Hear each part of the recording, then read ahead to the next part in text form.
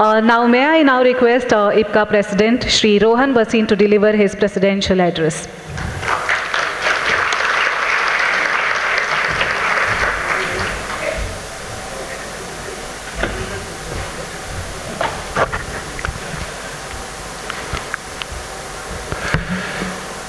IPCA के नए दौर में अमृत काल के उषा काल में आप सभी माननीय अतिथियों का स्वागत है। आप सभी को IPCA की 20वीं सालगिरह की ढेर सारी बधाइयाँ और शुभकामनाएं। Ladies and gentlemen, boys and girls, friends and families, IPCA accords a warm welcome, स्वागत, स्वागतम, स्वागत छे, स्वागतो, willkommen, Irashi Maisase, to all delegates who have traversed from various corners of the country and globe. I would like to acknowledge the presence of the esteemed dignitaries on the dais. My dear friend and Vice President of IPCA, Mr. Rohit Duggal, our Honorable General Secretary, Mr. S. Mahadevan, our dynamic convener, Shri Rajiv Bhai Parekh, and our Finance Secretary taking care of the IPCA backbone, Shri Nimish Agarwal. Would also like to acknowledge the presence of the patrons present out here. I think we are seeing this 20 glorious years of IPCA, and it's all courtesy your efforts. And special regards to two of my very close friends and mentors, Mr. Jatin Agarwal, Mr. Sanjeev Gupta. And of course, a gentleman who has been a business mentor for me, Mr. Ashok Rajput. Friends, the theme of this conference is ideation. So if we talk about the country, India is very rich in resources. So I will not be elaborating about the resources, we are well aware of it. Largest producer of spices, a vast forest cover, huge water reserve, and so on and so forth. But there is some resource which is not discussed or not highlighted, whenever I see any discussion happening in this trade or corporate parlance. And that resource is the Indian brain. We talk about the demographics of the country, but my focus in today's address would not be the demographics, it would be the relevant demography of the country. I would like to set the tone of debate for this IPCA Biennial Conference, the debate being brain drain versus brain gain. Pratibha Palayan बनाम मस्तिष्क लाभ. Brain drain, what exactly is brain drain? As the name suggests, it's a huge exodus of people, who leave the country or maybe a company, it affects at the macro level, at the micro levels. What are the reasons for this brain drain to happen? So there are two basic elementary reasons for this brain drain to happen. So they are the push factors and the pull factors. The push factor for brain drain: political instability, lower payouts, lack of level playing field, red tapeism, corruption, pollution, work-life balance, and the probability factor. The pull factors are just the reverse: a better pay structure, more political stability, level playing field, no reservations, no quota system, a good social life, a good work-life balance. Is India a country which provides a level playing field, or can we call it a land of equal opportunities? I guess not. This is something very difficult to say about our country. Friends, for ideation to succeed, brain gain is very important, and for it to fail, brain drain could be one of the important reasons. I will go into some detailed analysis and elaboration of brain drain. So brain drain, as I told earlier, is basically exodus of people from your country for factors already enumerated to you all. Now, can we control these factors? Brain drain affects the economy at the macro level. It affects the organization or the association or the families at the micro level. So, can we control this factor? Yes and a no. Yes, how can we control it? A better payout, maybe out of turn promotion. But one factor is very important, which Mrs. Priya Bhumkar highlighted to me when I was, visiting Bombay, and I happened to be a guest to her, at Saujanya. She told me, Rohan, if you want your employees to be with you, you have to make them a part of the change which you want in your organization. You have to make them feel relevant. You have to make them feel that they are contributing to the roadmap, to the vision of your organization. Then there's a very high probability it's not a done that they will not leave. They will leave, but there's a very high probability they will stay. Who will stay? For whom money is a need, but not a greed. For people where money is the greed, it's very difficult to hold on to them. I think it's a matter of time. They will go and they have to go. So thanks, ma'am, for that insight. It's very pertinent in today's time. There is a huge disruption in the industry. On the HR, we are well aware of it. I'm not taking names. Even the best of companies, the best of systems, the best of pay structures have really fallen down with a huge exodus of people leaving them and not willing to come back. What is the primary focus of an organization? What do we do in our life, day in, day out, every day? There are 2-3 figures we always see. कितना बिका, कितना खरीदा, cell कितनी हो रही है, purchase कितना हो रहा है, what is the profitability? We are seeing the number games every day, day in, day out. For us, the financial statement is relevant. Have we even bothered to see that if a company is financially surplus, are we brain surplus? Make a hypothetical statement of account, rate your employees and see whether are you brain surplus. Make it, rating of 1 to 10, maybe 50, 100 employees, how much you have. Friends, if you are financially surplus, but this statement says that you are brain deficit, it's a matter of time you will get financially deficit also. So kindly be very wary of that. Coming back to the topic of ideation and the Indian brain. So it's an Indian brain which is basically ruling the world.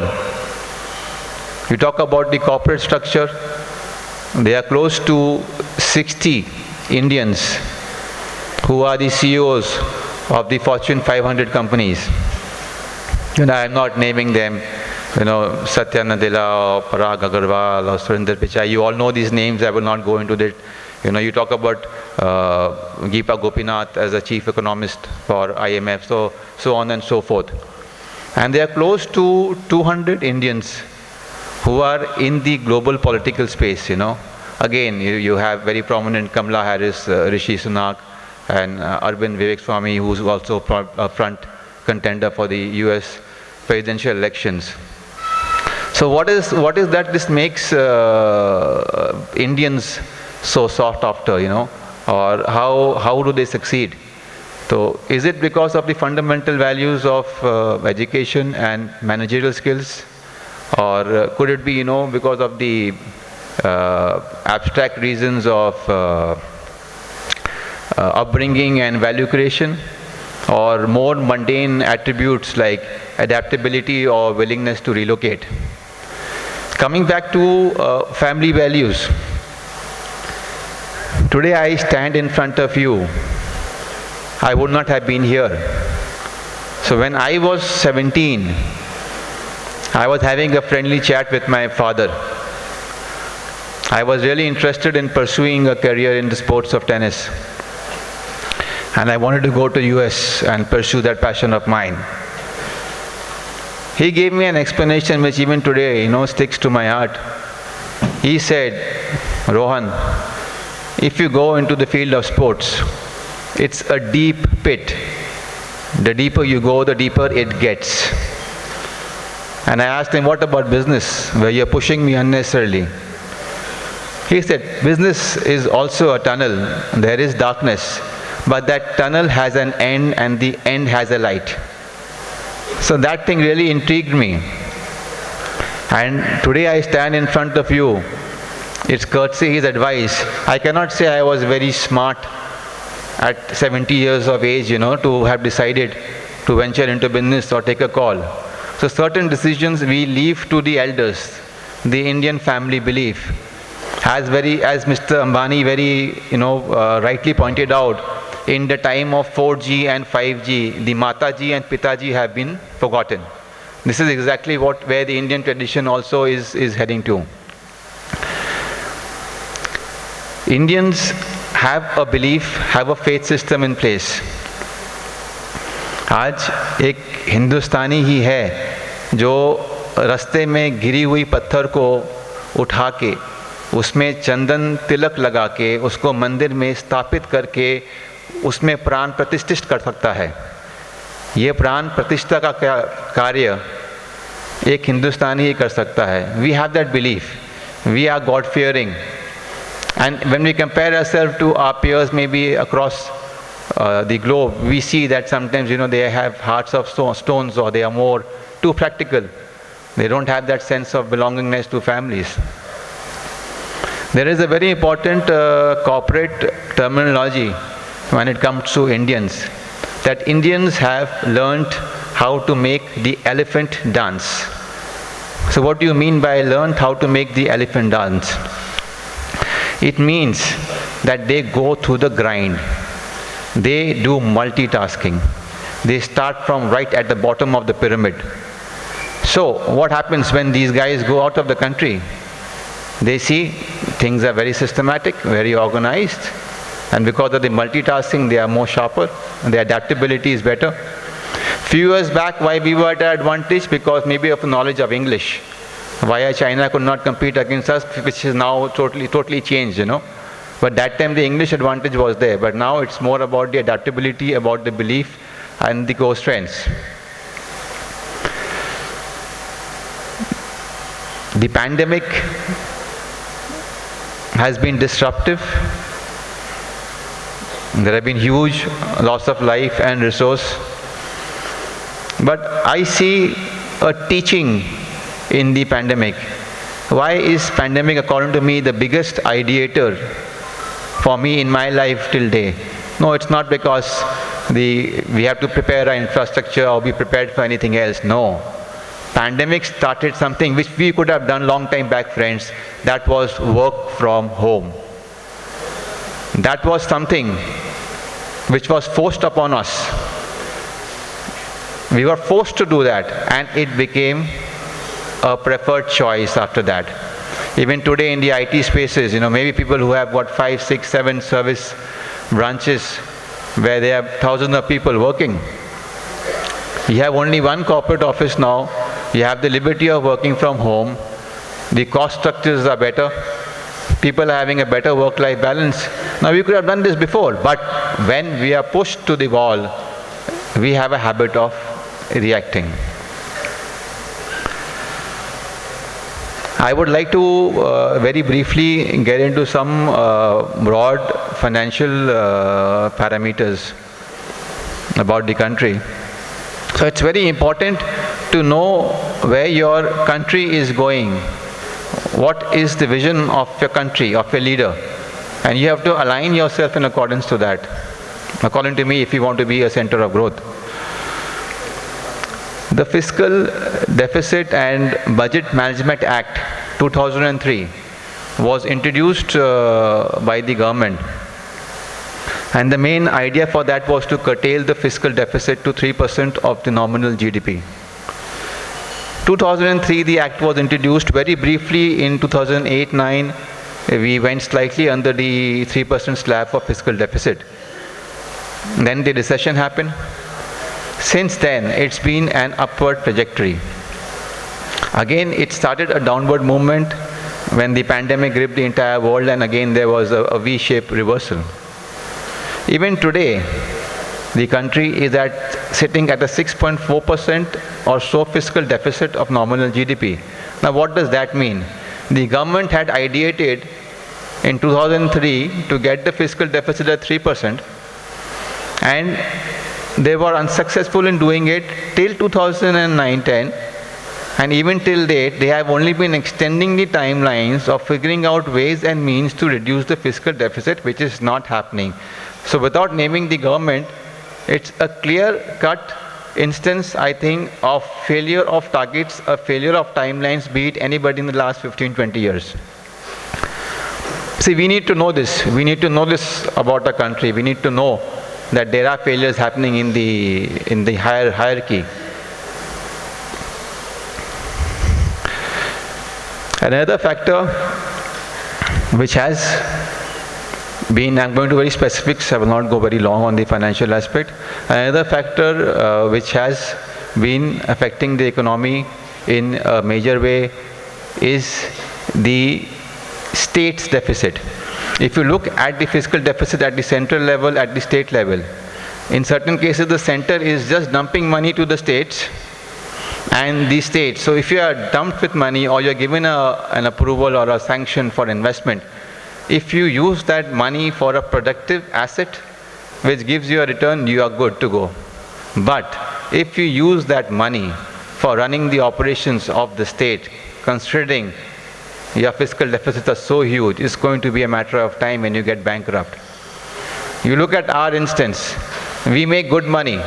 Now would any one of us, or maybe any one of you who's sitting there, would want to make that good money bad money by giving it to people who would never productively utilize it or garner returns for the company? No.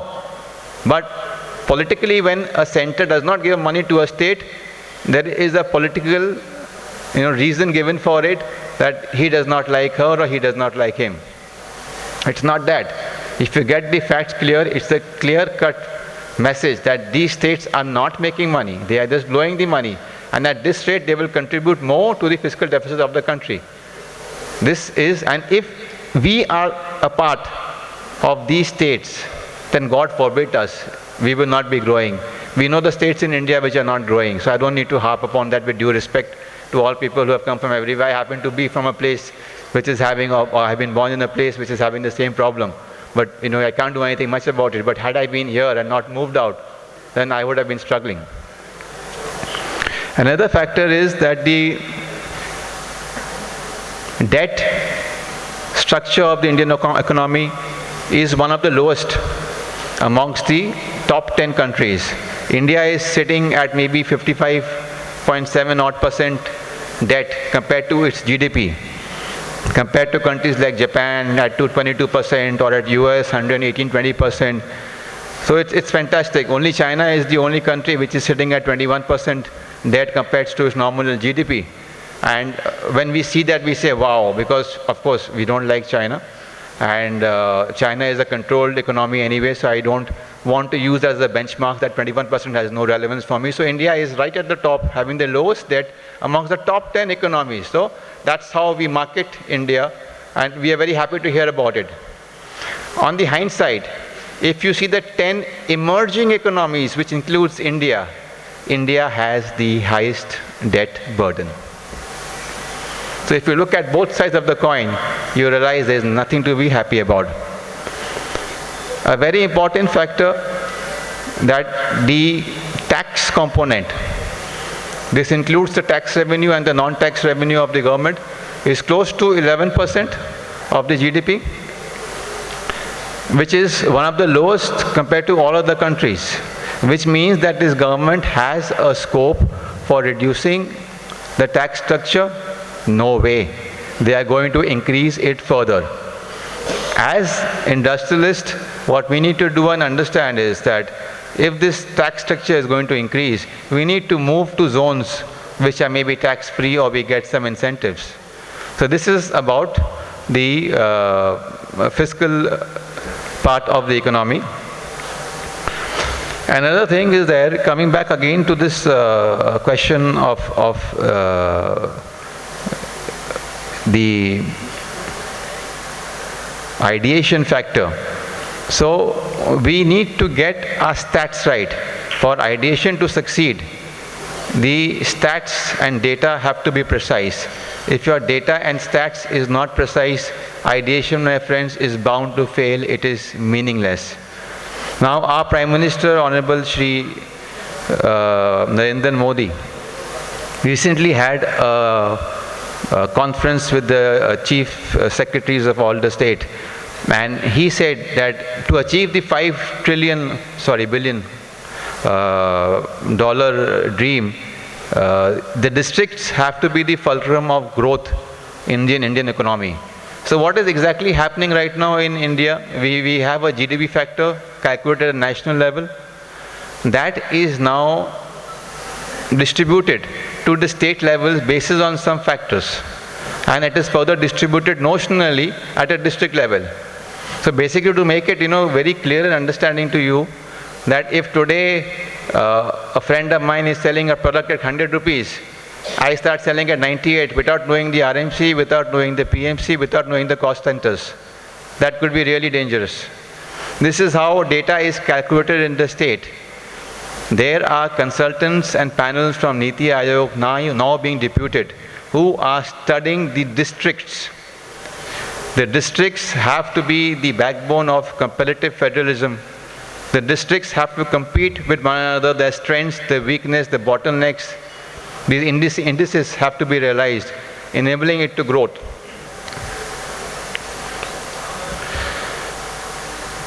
The biggest achievement in recent times has been the Chandrayaan-3. And the most important and striking factor of this achievement is that we don't have, or maybe one or two, from the IITs. They are all from respectable institutes, but maybe the second and third rung ones. In spite of that, if we could achieve this success, what would happen to the country if the treasure trove, who is overseas, is brought back into the country? I think that is exactly a ploy which this government has, as per my assessment. When the spend on infrastructure is being increased, it is not necessary that it is just to buckle the trends of recession. The spends on infrastructure is being increased to keep and retain your brain here. There should not be a brain drain. Today the India-Canada fallout is happening. I again see it that it's an impetus, for the government to again utilize it and get that treasure trove back to the country. If these guys come back, with the brains we have here, India would be a different place and space to live in. Now, how is IPCA connected to ideation? Friends, the people on the dais out here, they are not the governing body of IPCA. They are the ideation center of IPCA. They decide what is to be done. And they are the biggest treasure of this association, and they endorse and are testimony to the fact that IPCA only and only believes and works on the culture of merit. These gentlemen who are here or in the core team, the average age of these gentlemen would be maybe 40, 42 odd. Probably even less had Mahadevanji come in a bit earlier, but that's how it goes right now. And I have never seen this in association. So the culture of merit works here in IPCA. All our past patrons and presidents have been ideators for IPCA in some context or the other. This will be touched upon by Jatinji and Sanjeevji in their address. I will not be harping too much about it. But yes, I would feel that there has been the biggest ideator or the biggest phase of ideation has been when I think Sanjeevji, Jatinji took over, and they changed the process of communications and the events being increased and the region being increased, and all these activities happened one after the other. How are we relevant? How do we work differently? So we have our regions. We have the Ghaziabad region, which dwells into the game of badminton.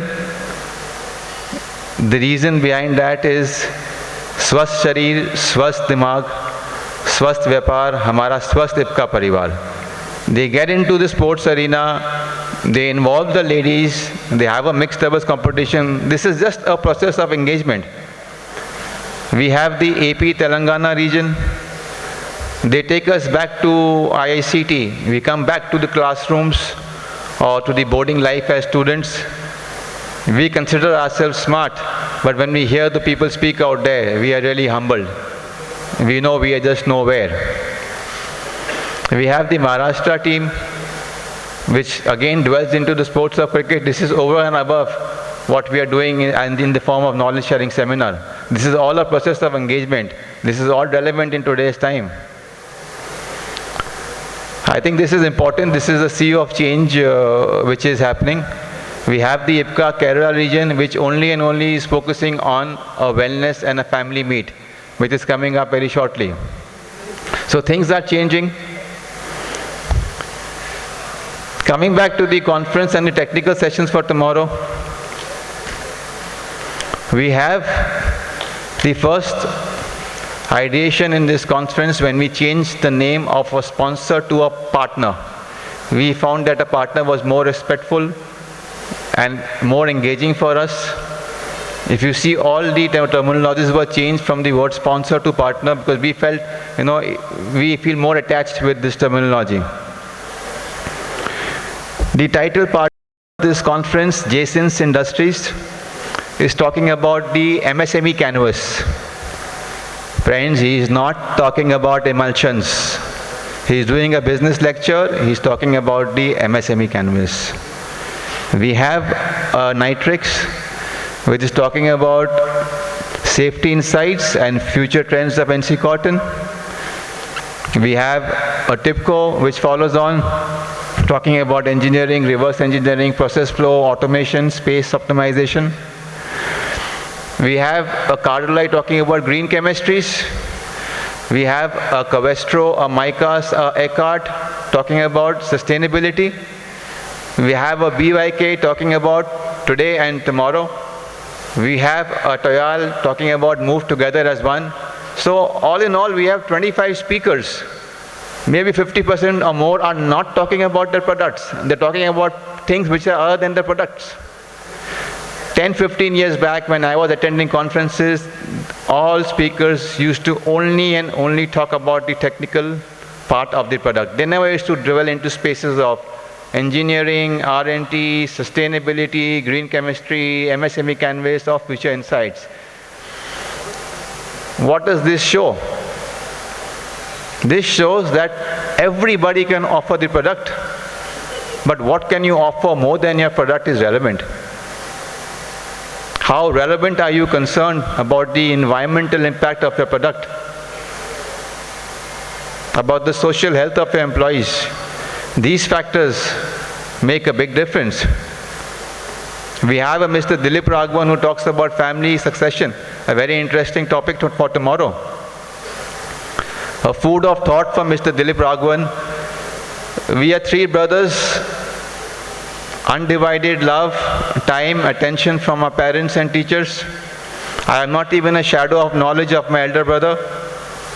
I don't even have the shadow of expertise on operations and IT as my younger brother. I am clueless. You look at the students in school. Earlier they were 40 in a class, today they are 20. More concerned, more focused approach in education. But do all the 20 students achieve the same results? No. In a joint family setup, what surprises me sometimes, that one brother is doing far better than the other child. I think probably he can throw some insights on this. I request all of you to kindly grill the speakers for tomorrow. Don't let them go easily. Definitely I will not do that. We need to open up, we need to ask questions. We do not need to think about what we are asking, because any question of yours can be a new ideation for these gentlemen. So I would request all of you to kindly be engaged and be engrossed in the sessions for tomorrow. There is a very famous doha from Kabir Das ji. बुरा जो देखन मैं चला बुरा ना मिलिया कोई जो दिल झाका आपना मुझसा बुरा ना कोई. Friends, if the I can change, then the we can change. If the I and we change, the world can change. I would like to end my address not with a quote from a famous personality, but a learning from none other a person very close to my heart, my mother. My mother told me, "You are not my son." I repeat, you are not my son. You are first the son of this soil. So the debate never was, never is, or never will be whether it is India or whether it is Bharat. The essence of the name before India and after Bharat, which is Mother India and Bharat Mata, prevails over the debate of name game. Let's hope this essence of love, this bonding, this camaraderie and this trust which IPCA shares with all of you continues to go strong year on year. I thank you all on behalf of the entire team for being here. We hope you have a lovely time and I wish you a very happy festive season ahead. Thank you for giving me a patient audience and a patient hearing. Thank you so much, friends.